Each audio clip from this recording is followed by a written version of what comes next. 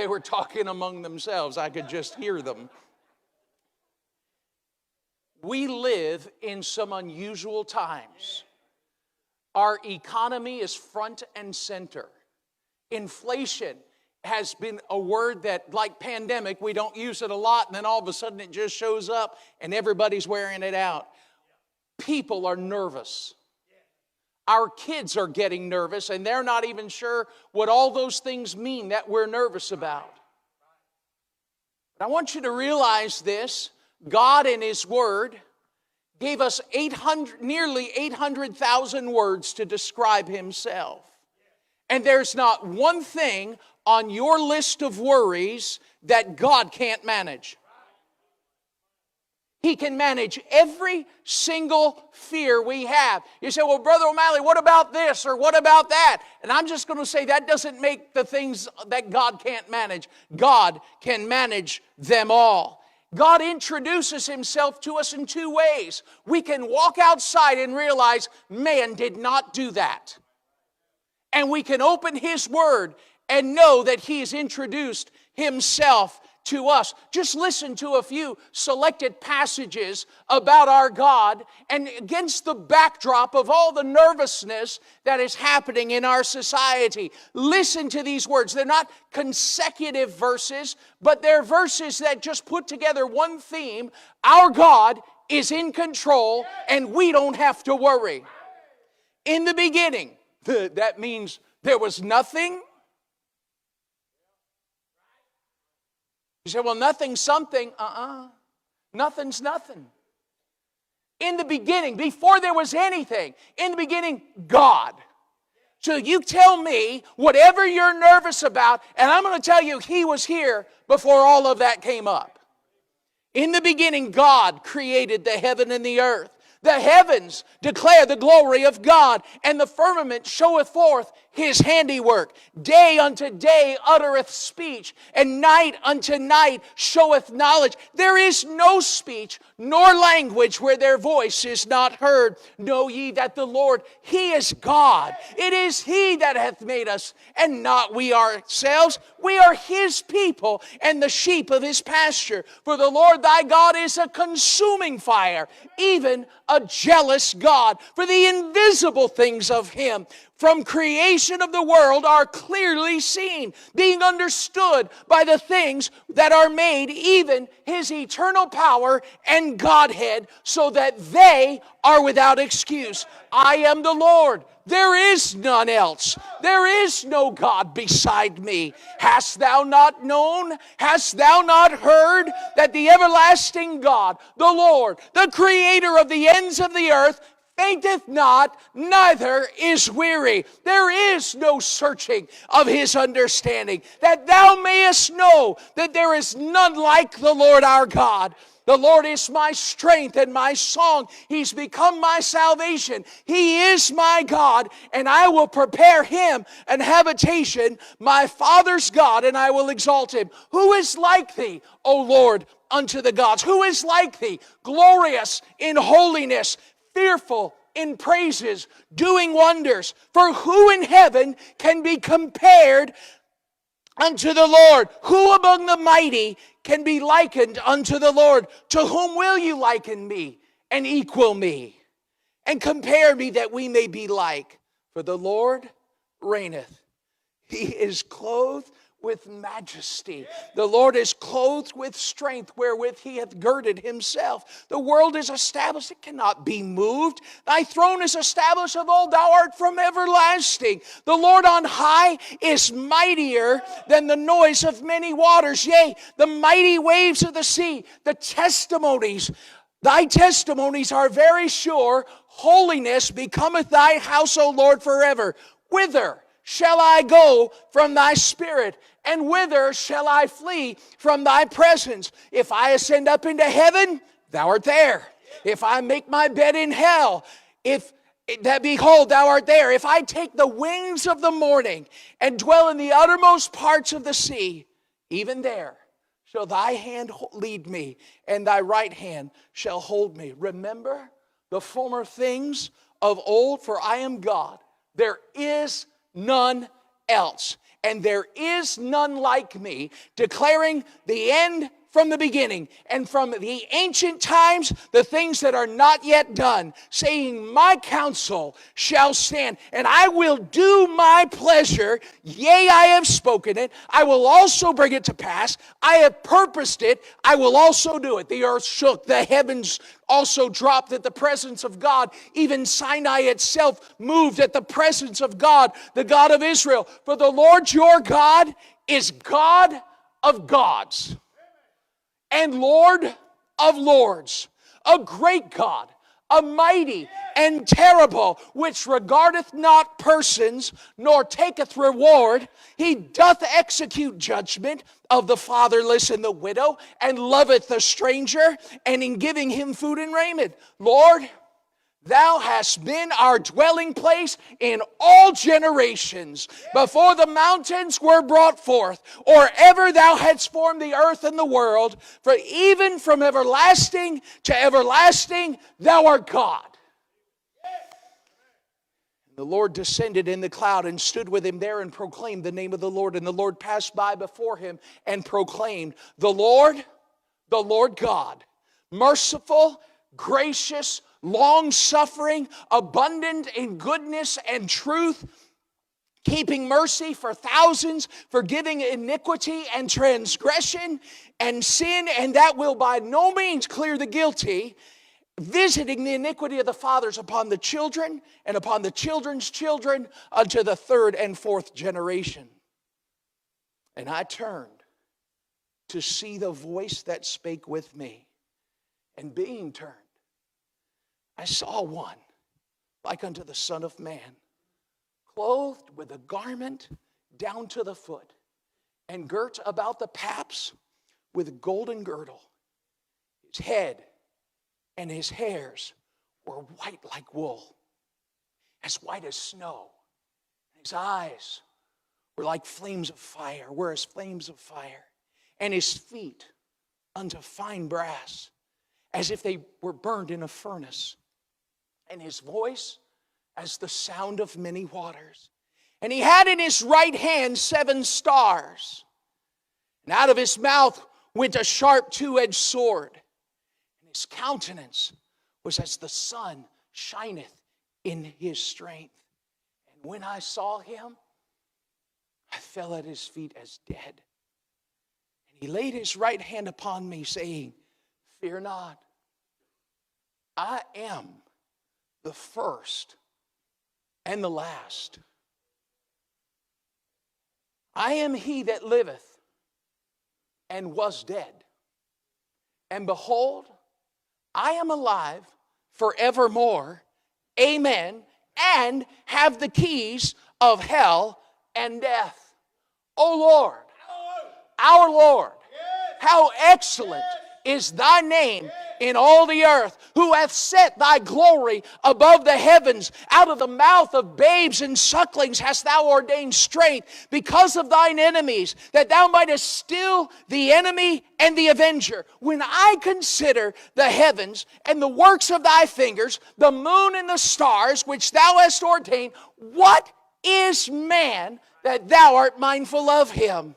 And the Son of Man, that thou visitest him. Thou hast made him a little lower than the angels, and hast crowned him with glory and honor. Thou hast made him to have dominion over the works of thy hands. And thou hast put all things under his feet, all sheep, and oxen, yea, and the beasts of the field, the fowl of the air, and the fish of the sea, whatsoever passes through the paths of the sea. O Lord, our Lord, how excellent is thy name. What are we worried about?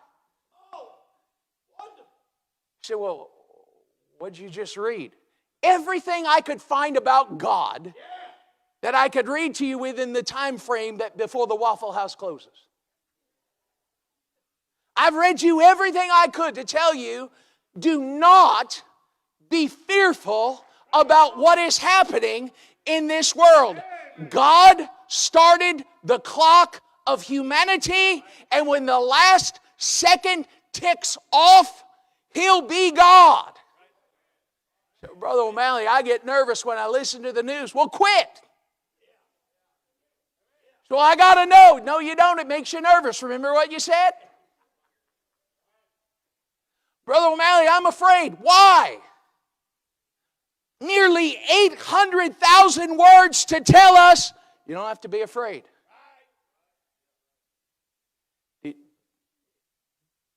No, I didn't count to 800,000. I asked the Google, and it told me it was almost 800,000. Preacher, 1996 is when I first came here. You've had one message the whole time my family has been here. Trust God. It's the message of all ages. There is no need to fear. None. So, Brother O'Malley, whatever you're going to say, fill in the blank. And then I'll let you put it on the list of things God can't manage if it makes that list. So go ahead. I'm really afraid about, well, sorry, that doesn't make the list. God can manage that. But I really, really, really need this. Well, God can provide it if it's His will and not your selfish pride that wants it. So, Brother O'Malley, I don't know how I'm going to make it. I do. Check the 800,000 words. Something's going to cover your problem. He is God. Though He's unsearchable, we still search Him. Though He is past finding out, we still pursue Him to find Him. Though He is above us, we still look up for Him.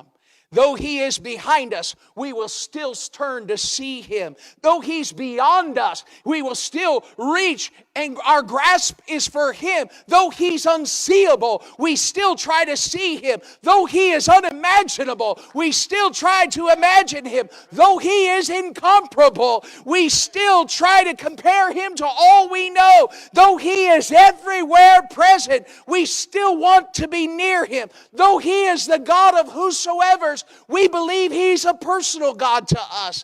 Though He is revered, we still want to approach Him. Though He is great, we still want to pursue Him. Though He's in the cleft of the rock, we still want to see Him. We read His names to try to understand Him, to know Him, to learn Him, to comprehend Him. But there is no reason on earth for us to be afraid.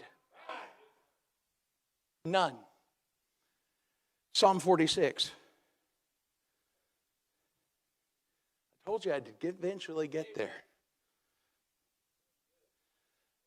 God is our refuge and strength. Connected. God is our refuge. God is our strength. A very present help in trouble. Therefore, what does therefore mean, Brother Ken Carter? Why it's there. Tell us why it's there. Therefore, because He is God, because He is refuge, because He's strength, because He's very present help in trouble, therefore, will not we fear. Bro, man, I'm really afraid. Gas prices, presidents, Supreme Court justices, rioting, all those things. That's not your business. So I don't like our political leaders. No one gets in office without God. King's heart is in the hand of the Lord. As the rivers of water, He turneth it whithersoever He will. God will accomplish His plan. He's done it with Pharaohs. He's done it with Herods. He's done it with Caesars. He's done it throughout all of humanity. Pol Pot, Hitler, Saddam Hussein, name any tyrannical leader, and I'll tell you, God is always working out His plan. God is my refuge and strength. He is a very present help in time of trouble. What you'll see are three distinct calls in this passage I'll read to you eventually. Number one is a call to be still This is the part where you guys write things down and share the notes with the girls later in case they forget. Or this is probably where the girls write things down and share them with the boys so they don't forget. Psalm 46, 3 calls. A call to be still. Number 2, a call to know. K-N-O-W. A call to know. Be still, that's a call. Be still and know, that's a call. Number 3, Psalm 46 is a call to holy confidence, of which there is a dearth of holy confidence among God's people. What is holy confidence, Brother O'Malley? It's me believing God can keep His word. God can keep His word. God will keep His word. God gave us nearly 800,000 words to introduce Himself to us, to let us know you can trust Him. God is our refuge and strength, a very present help in time of trouble. Therefore will not we fear. Now there's some conditions here that are given. You see, God is a refuge in life's storms. That's going to carry you from verse 2 through verse 4. There's natural events that take place, but we don't have to fear natural events. Notice what he says, verse 2 through verse 4. Therefore will not we fear, though the earth be removed, and though the mountains be carried into the midst of the sea, though the waters thereof roar and be troubled, though the mountains shake with the swelling thereof. I don't have to be afraid because God is my refuge in the storms of life. Number 2. You say, well, is this the second set of 3 points? Yes, because I got to get to the 5 points that are my sermon. But I got to give you the first 3, then the second 3, then the next 5. You say, that sounds like 11. I know, but it would scare you if I said I had 11 things to tell you. But if I tell you I have a set of 3, and a set of 3, and a set of 5, you feel better about yourself. Verse 5 through verse 8 tells me God is my refuge when life is uncertain. Look at verse 5. God is in the midst of her. She shall not be moved. God shall help her, and that right early. The heathen raged. So what does that mean? Turn the news on. The heathen are raging. We actually live in a society where it seems acceptable to protest that you can no longer constitutionally kill children.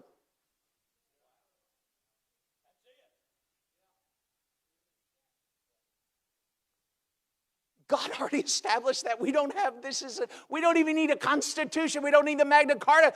God has already established you cannot kill people. You say, well, they're not really people in the womb. You showed up. You turned out to be a person. So is everyone else that has come out. Turned out to be a person. Persons produce persons. That's pretty hard, Brother O'Malley. Sometimes people are crippled too high for crutches. Verse 5 through verse 8 tell me God is my refuge in life's uncertainty. Number 3, God is, in verse 9 through verse 12, God is a refuge when life has unrest. Notice what he says in verse 9 through verse 12. He, to whom is that referring? God. He, I didn't finish 6, did I?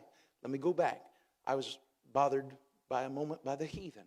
The heathen raged and the kingdoms were moved. He uttereth his voice and the earth melted. You mean God could just speak and absolutely obliterate something? Yup. He spoke and created something. Why can't he speak and obliterate something? He's God. We're sitting here fretting over whether we're going to make it through the next election. He's God. What's the worst thing that could happen to you? You go to heaven. Not a bad day. Please let that register. It's okay. No matter what happens, it's okay.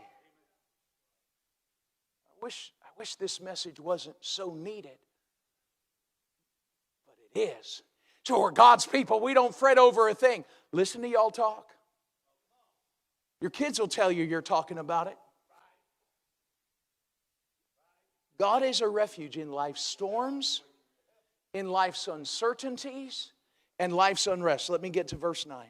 He maketh wars to cease unto the end of the earth. You mean God can stop a war? Yep. He breaketh the bow. You mean God can destroy the armaments of war? Yes. He can cut a spear in sunder. He can burn a chariot in the fire. So with all of these statements about the ability of God, and the few verses I read in, or quoted or read in your hearing earlier, I could sum it all up in verse number 10. What does it say? Be still. Be still? That's not a plan.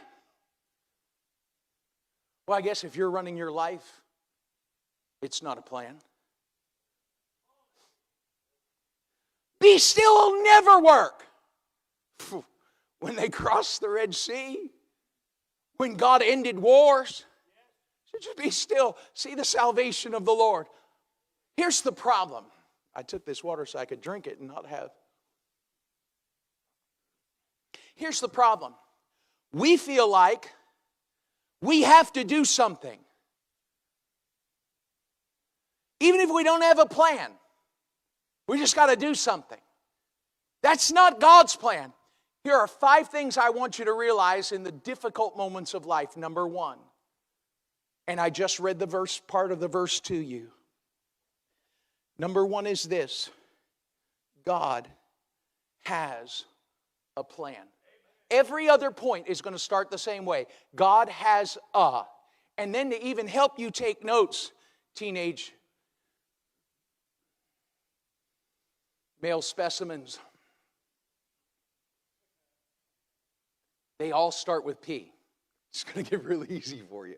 Number 1, when the times of life get hard, God has a plan.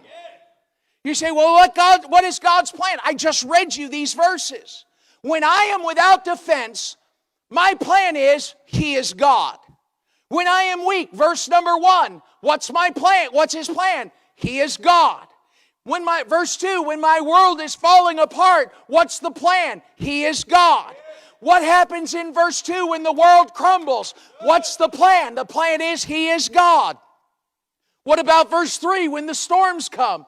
He is God. That's the plan. When troubles come, verse 3, the earth is removed. It's a big problem. What's our plan? His plan is I'm God. When my world is shaken, verse 3, when the mountains fall, when nations fall, God has a plan. You say, well, I just got to do something. No, you'll mess it up. God doesn't need our help. He is the help. So I don't do well at this. Practice.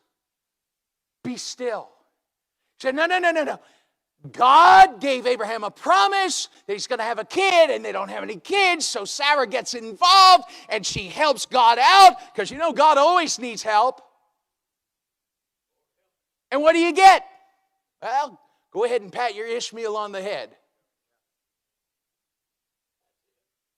God has a plan. When on earth do we create our own plan? You say, Brother O'Malley, my world is falling apart. God has a plan. What's the plan? Be still. That'll never work. I'm going to do something else. It's God's plan. Number 2. I bet you know the first 3 words. God has a. What does it start with, Mr. Douglas? A P. That's exactly right. Number 2, God has a place. What's His place? Him. He's the place. So how is a person a place? Well, when you're God, you can be a person that is a place, and it's called a refuge. In their days of battles, they would build these strong towers, and they would run into those towers for safety. Where do you go? Well, first of all, when troubles come, I check the plan. What's the plan? He is the plan. God's the plan. It's I'll make it simpler. Be the kid, he's God. Just that simple. So what's the plan? God. God's the plan. Where do I go? The place. God. Run to Him. Bullies pick on you. Run to God. A lot of childhood stories coming through my mind, but none of them are worth grabbing. But there are a few things that I thought of in that moment. I know that my mom's here, so I got to really be careful. God is where we run. No one runs to God and finds the door closed. What do you do when tough times come? God has a plan. What's the plan? Himself. God has a place. Where do I go? Him. Number 3, God has a purpose. Sorry, I changed from 1-syllable words to 2-syllable words, but hopefully the Cleveland County education system will sustain you at this moment. P-U-R-P-O-S-E. God has a purpose. God is actively working in the affairs of men. I don't see it.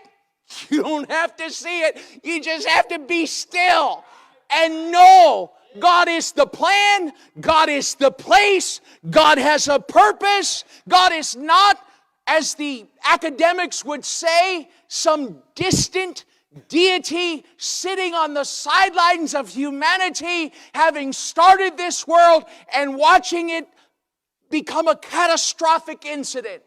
That's what academics would tell you. God is not on the sideline. God is actively working out His plan. Just be still. Keep your hands off it. Just know He's God. God can stop wars. God can stop the weapon. God can stop attacks. God can stop politicians. God can stop whatever He wants to stop to accomplish His will. Number 4, God has a promise. In verse 1, verse 7, and verse 11, He makes it clear. I am your refuge. 3 times. Verse 1, I am your strength. Verse 1, I am present. In fact, I'm very present. Verse 5, I'm in the middle of your situation. Verse 5, I'm not going to let any situation move you. Verse 5, I will show up on time, every time, and early time. That's how I do it. I think God's late. Your clock is running too fast. God has never, ever, ever been late. Well, I think, that's the problem. That's not the plan. God's the plan. God's the place. God's got a purpose. So, well, when do I get to speak? You don't. Well, that's not fair. Well, if you'll hush, He'll do what He's going to do. Well, I'm just not a very good waiter. Well, the fact is you're a disobedient child because you're not waiting on Him. He said specifically, be still. How is it that our kids get this lesson better than we do as adults? You already know you're going to take them to Dairy Queen. You already know you're going to get them the Wendy's Frosty. You already know you're going to do it. And they're just, I got to have a Wendy's Frosty. I got to go to Dairy Queen. I got to go to Chick-fil-A. I got to get, it's all food today for me for some reason. But the kids like, oh, Mom, we got to go. This is what we got to do. And in your mind, you're saying, if you'll just be still, we'll look after you. You say, boy, those kids better get it right or I'll take their Chick-fil-A from them. I'll take the Wendy's from them. I'll take the Dairy Queen from them. They better be still. And then you get a problem. God, if you don't do something right now, I'm about to bust. God, if you don't do it, I'm going to do it. If you don't take care of this. And all the while, heaven says, I'm working on the Dairy Queen. Just be still. I've got this. I don't need your help. I don't know what you drug in here tonight. I'm not talking about your spouse or your kids. I'm talking about your problems. I don't know what you drug in here tonight. But I can tell you, God has a plan. God has a place. God has a purpose. God has a promise. Number 5, God has a policy. The word policy does not have an S in it for your benefit. Policy. I can watch you right from here. I have new glasses. I can read now. No S in policy. What's the policy? Be still. What does it mean to be still? Well, only one side can see this, I guess. I don't know.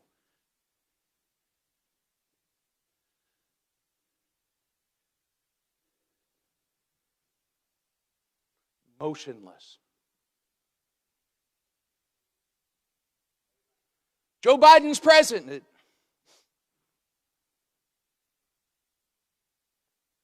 Supreme Court justices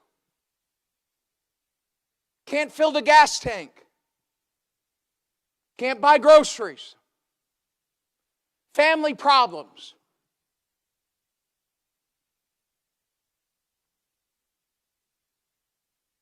Brother O'Malley, it's the dumbest plan I've ever heard of.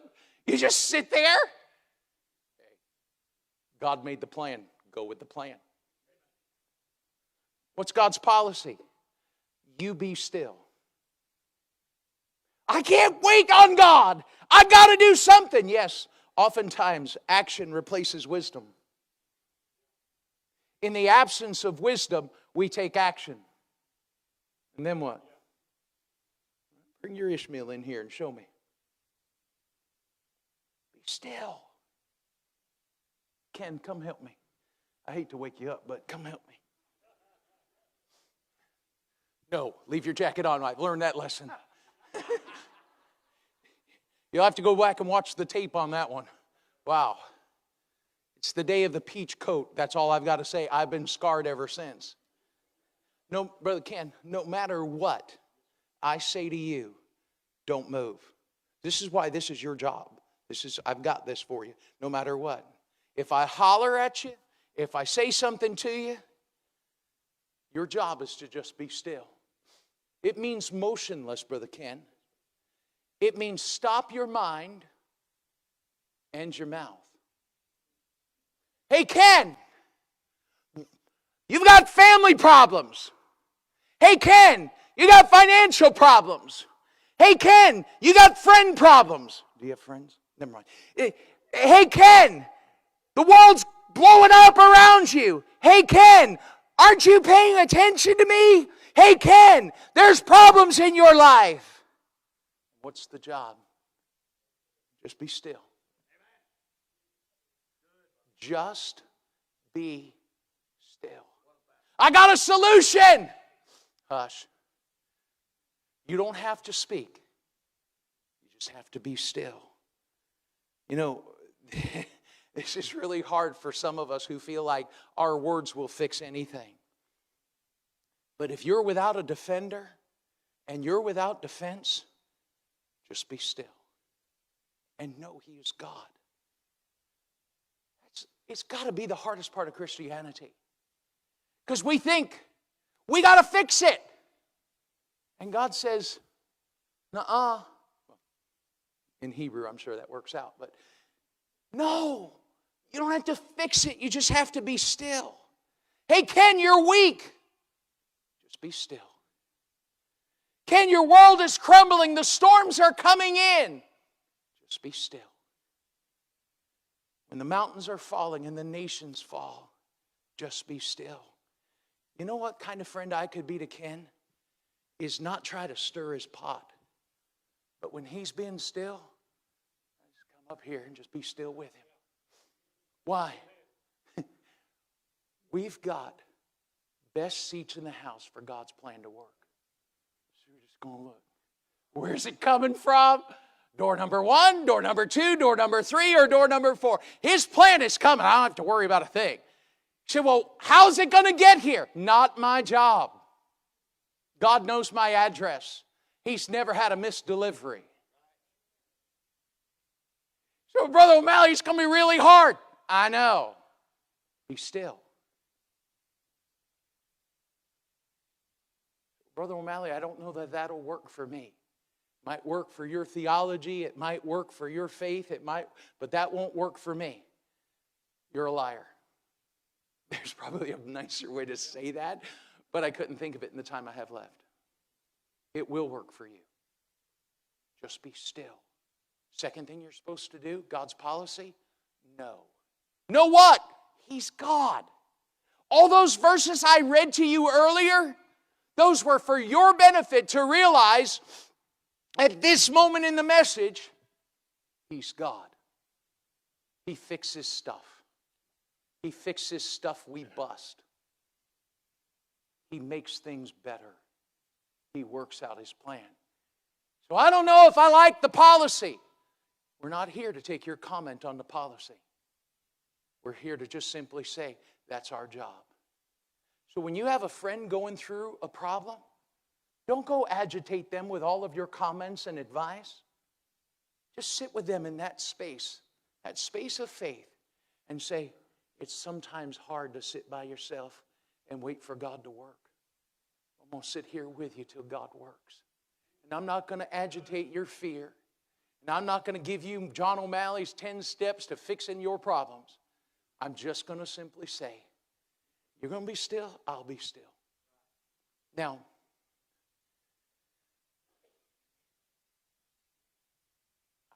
I rarely include wives in an illustration, so I'm just going to say, pretend I'm Tammy, but don't do that. But just imagine I'm Tammy at this moment. I'll be still with you. You know the power of the spouse at that point? Instead of being the agitator, that you're the activator of their faith. And just sit right here and say, we're not going to do this part, but sit right here and I'll hold your hand. And I'll hold your heart. And I'll believe God with you. And when this battle is over, we're going to shout it out that God took care of us and I didn't have to help Him. Ken, God has never, ever needed my help. Now, I've made this whole illustration about you being motionless, but I got to tell you to go back to your seat because we're done. Could you move the chair because I'm union and I don't have to pick up a chair.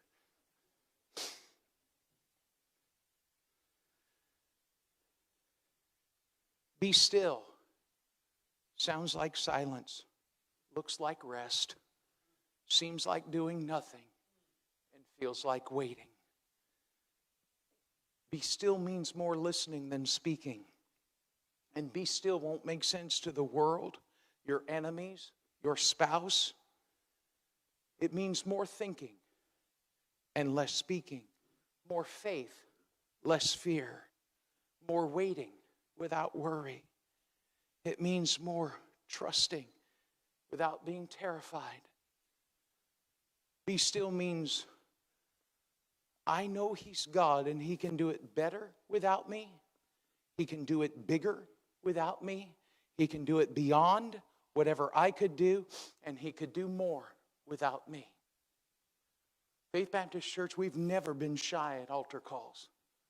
We do business with God at whatever point in the service tonight. But don't you tell yourself this lie that if I go up there, people are going to think that I got problems that I'm not being still about. There's not a person in this room that is beyond the scope of this message. I don't know what you're supposed to be still about. I just know you're supposed to be. It's a big order. Apparently, this is what God wanted this morning. Well before Pastor and I even saw each other today. He didn't even know I was in town. But on the way by the RV place, God said, you'll preach tonight. And God led me to this message. Means whoever was supposed to be here tonight is here or they're watching. Here's where you start being still. Right here. You say, God, I want to be motionless with my mind and my mouth and the movement of my hands. And just know you're God. Would you stand with me? Whoever's coming to Miss Tammy coming to play, don't